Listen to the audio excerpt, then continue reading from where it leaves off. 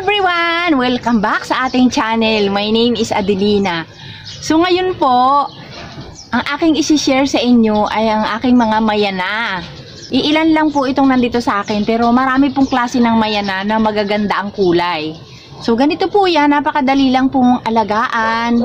At saka kung gusto ninyong manatili yung kulay ng mayana ay kailangan nating nasa direct sunlight. Kasi meron pong pagkakaiba kung ang ating mga mayana ay nasa shaded area, hindi po siya magiging maganda.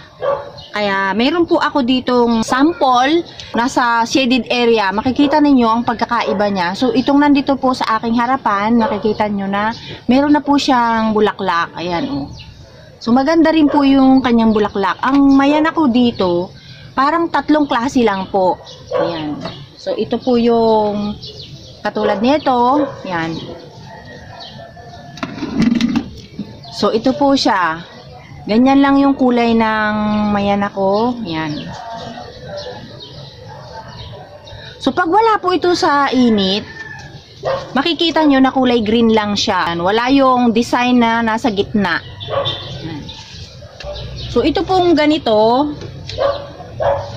Ayan. Ito naman, makikita rin po ninyo na kulay green din lang yan o parang brown kapag wala siya sa araw. So, makikita nyo yung pagkakaiba niya. Ito, ganito lang siya. Magda-dark pa po siya kapag masyado pa siyang na-stress. Yan o. Maganda yung mga kulay nila. So, marami po akong nakikitang mga mayana na iba-iba ang kulay. Pero ito lang yung available dito sa akin. So itong isa, merong ano siya sa gitna. Ito naman po, marami din siyang style naman nito. Iba naman po siya oh.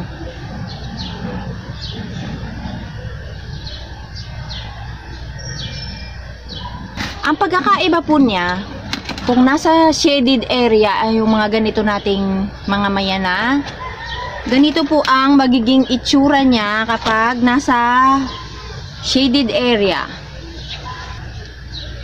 Makita nyo na green, tapos konti lang po yung brown niya. So ang kaparehas nito, ito po oh. Ayan, ang pagkakaiba po nila yan.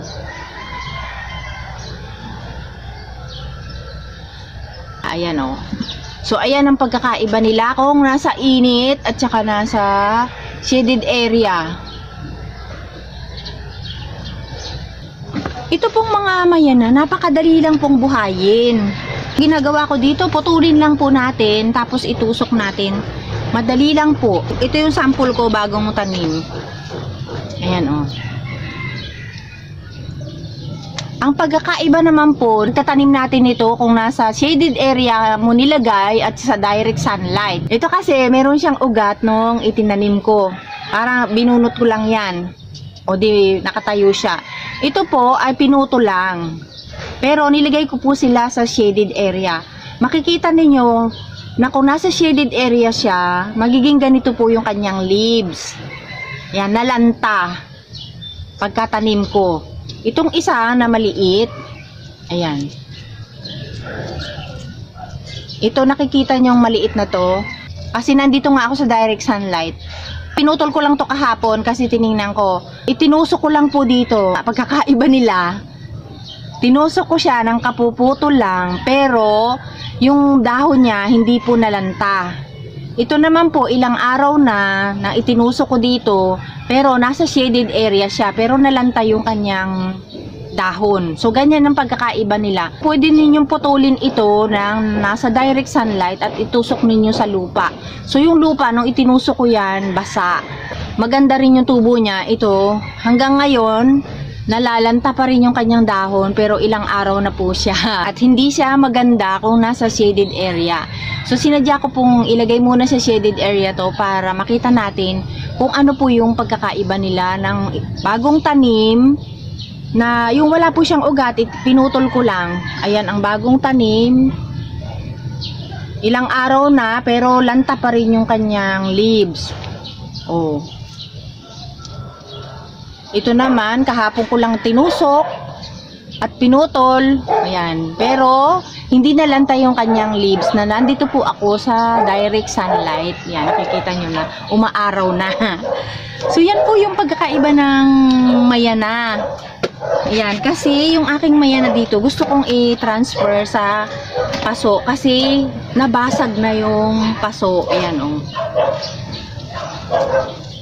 Sama-sama po kasi sila dito ng itinanim ko. 3 klase itong nasa isang pot. So, ito yung isa, ganyan ang itsura niya. Ayan. Tapos ito naman, kulot yung gilid niya.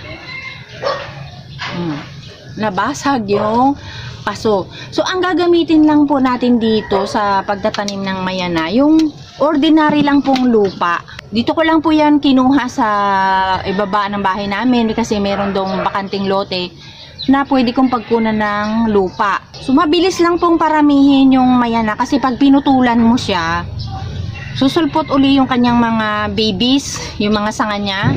Pagkatapos, pwede rin po siyang maparami dahil meron siyang mga bulaklak. Sa isang paso ko, nalaglagan siya ng bulaklak. Tumubo rin yung kanyang bulaklak. Madali silang dumami. At saka kahit po isang piraso lang na meron lang tayong maliit na mayana, ito, mabilis lang po dumami at putulin po natin kahit 3, mabubuhay po siya. Kasi maliit lang yung pot na pinagtataniman ko kaya gusto ko siyang i-transfer.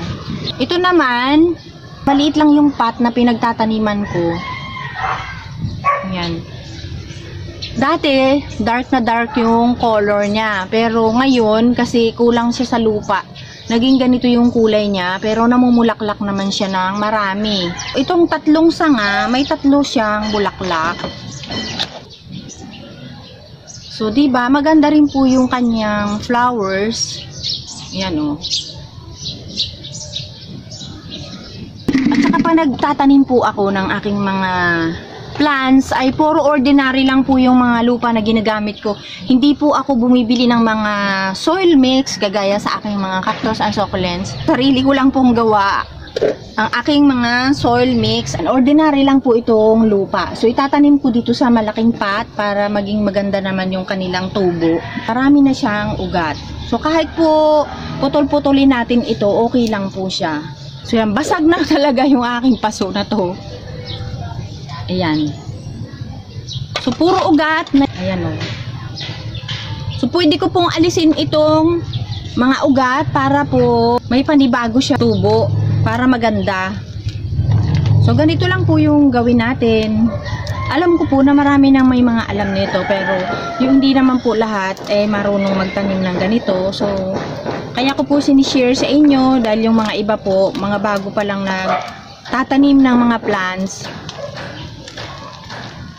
Para maging maganda po sila, kailangan po nasa direct sunlight lang po sila. Tapos pag didilig ko nito, guys, kasi andito nga ako sa direct sunlight, pwede pong umagat hapon kasi sobra pong init dito, natutuyo siya.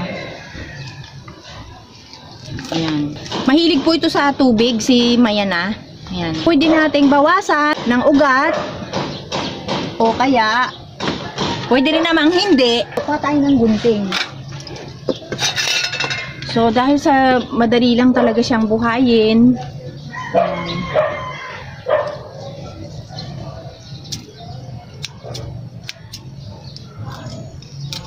gupitin na po natin yan.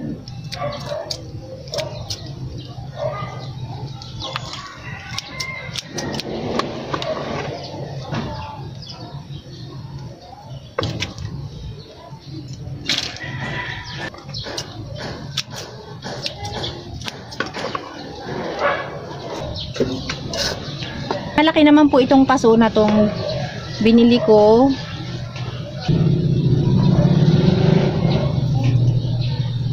Ito na po siya, natapos ko na. So, malaking pot. Sama-sama din sila. Yan, ang laki na. Oh.